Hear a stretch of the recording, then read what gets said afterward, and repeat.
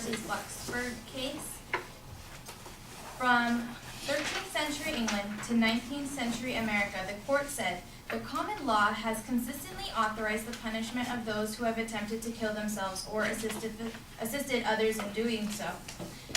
April mentioned a story of a friend helping his friend. I think you said he had cancer. He taped a bag over her head and filled it up with helium. That's murder.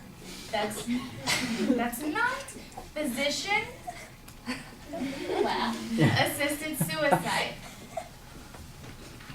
Physician-assisted suicide requires a physician.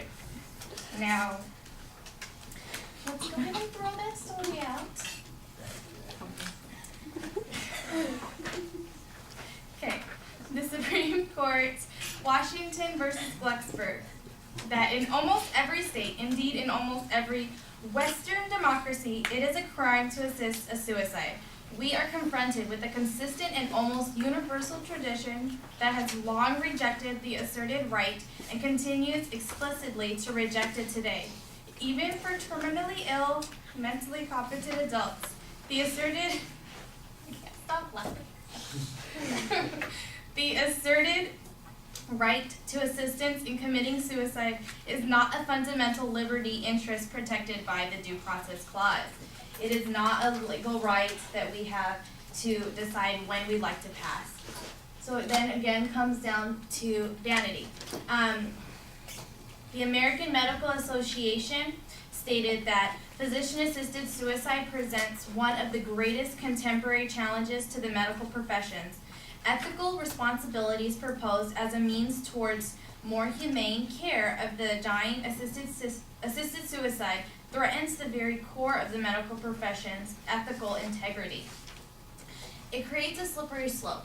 If we allow physician-assisted suicide, then it can in turn proceed to possibly euthanasia and hopefully not other things like April's very, very horrific story.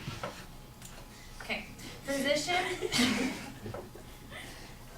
physicians serve patients, not because patients exercise self-determination, but because patients are in need. Therefore, a patient may not insist on treatments that are inconsistent with sound medical practices.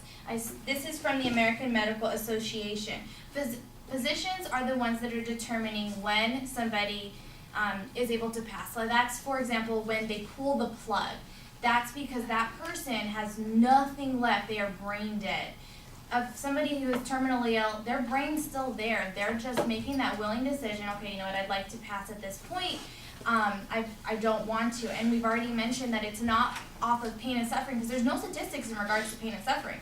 There are plenty of statistics on the loss of autonomy, the loss of the ability to do things that they wish to do that they find enjoyable.